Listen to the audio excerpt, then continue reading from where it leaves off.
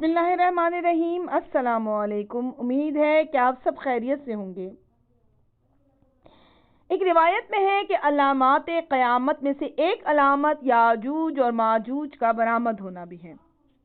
یاجوج اور ماجوج کون ہیں، کس قسم کے لوگ ہیں اور یہ دنیا میں آ کر کیا کیا تباہی مچائیں گے، یہ جاننے کے لیے اس ویڈیو کو مکمل دیکھیں۔ اور اگر اس سے پہلے آپ نے چینل کو سبسکرائب نہیں کیا تو برائے مہربانی چینل کو سبسکرائب کر دیں اور بیل آئیکن کا بٹن دبائیں تاکہ آنے والی تمام تر ویڈیوز آپ تک پہنچیں۔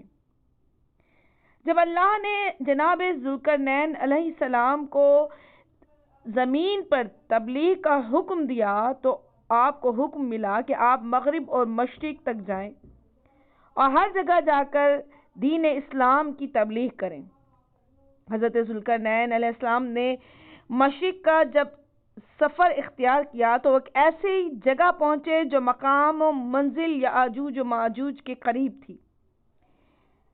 اس جگہ ایک بادشاہ مقیم تھا جو اپنی قوم پر حکومت کرتا تھا، لیکن نہایت ہی شریف تھا۔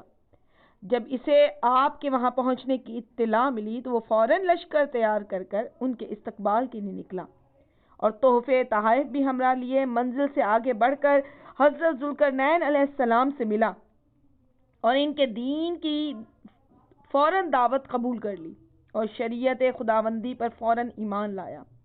حضرت ذوالقرنین علیہ السلام اس کی فراست اور نیکی سے بہت متاثر ہوئے اور انتہائی مسرت محسوس کی۔ پھر آپ نے وہاں ایک عرصہ تک مقیم رہنے کے بعد روانگی کا ارادہ کیا تو اس بادشاہ نے بڑی لجاجت سے یہ درخواست پیش کی کہ وہ ان کی یاجوج اور ماجوج سے بچانے میں امداد فرمائیں۔ اس نے کہا کہ حضور والا، ہمارے قریب ایک بہت بڑی ظالم قوم آباد ہے جو نہ خدا کو پہچانتی ہے اور نہ رسول کو جانتی ہے۔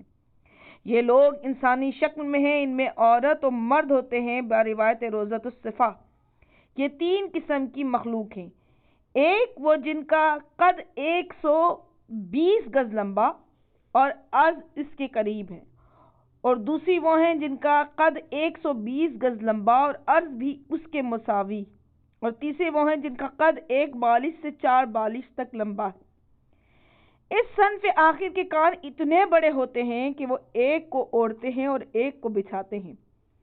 ان کے بدن پر ریچھ کی طرح بال ہیں جو انہیں سردی اور گرمی سے بچاتے ہیں۔ یہ نہ جوتے پہنتے ہیں نہ کپڑے، بالکل برہنہ رہتے ہیں۔ ان کے ہاتھوں میں ناخون کے بجائے لمبے لمبے کانٹے ہیں جس طرح درندوں کے ہوتے ہیں۔ یہ درندہ جانوروں کی طرح جانداروں کو کھاتے ہیں۔ ان میں جب کوئی مر جاتا ہے تو اسے سب مل کر کھا جاتے ہیں۔ سبزی اور میوہ جات بھی کھاتے ہیں۔ ان کا ہر فرد جب تک 1000 بچے نہ پیدا کر لے مرتا نہیں ہے، اس لیے ان کی تعداد بے شمار ہے۔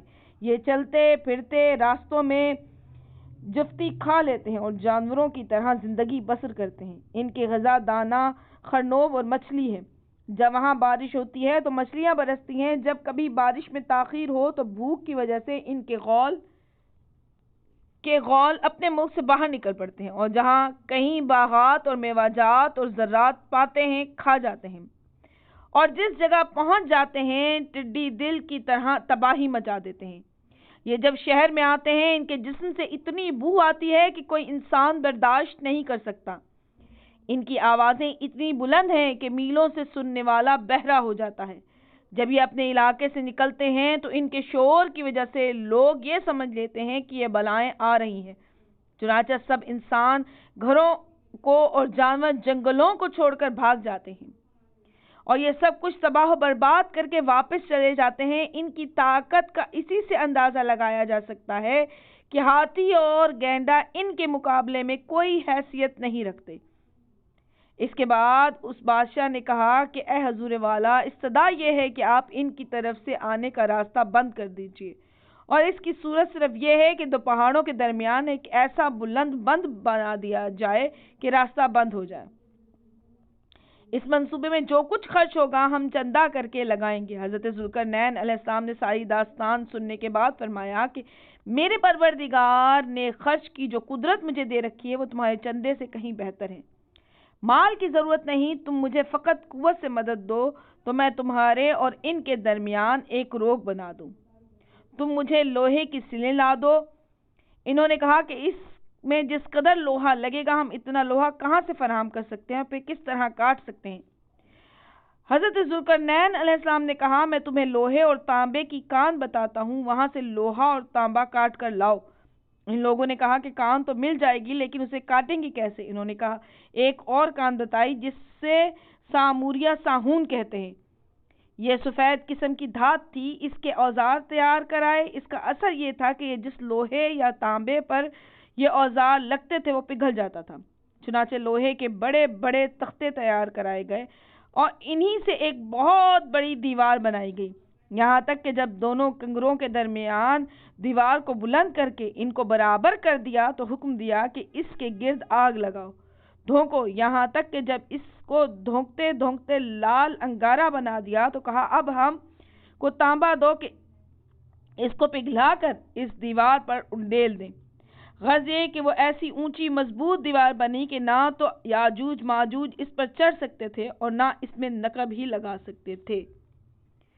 اس صدر سکندری کے لمبان چوڑان کے متعلق کتابوں میں لکھا ہے کہ وہ 150 فرسخ لمبی اور 50 فرسخ چوڑی ہے، اور ایک روایت میں ہے کہ یہ دیوار اس طرح قیامت تک قائم رہے گی یہاں تک کہ امام مہدی آخر الزمان کا ظہور ہو۔ ایک روایت میں ہے کہ علامات قیامت میں سے ایک علامت یاجوج و ماجوج کا برآمد ہونا بھی ہے، اور جب وہ لوگ برآمد ہوں گے تو وہ دنیا میں تباہی مچا دیں گے اور دنیا کے تمام تر سبزہ کھا جائیں گے، ہر چیز کو وہ لوگ کھا جائیں گے۔ امید ہے کہ آپ کو یہ ویڈیو پسند آئے گی، اسے لائک کیجئے، شیئر کیجئے، مجھے اجازت دیجئے، اللہ حافظ۔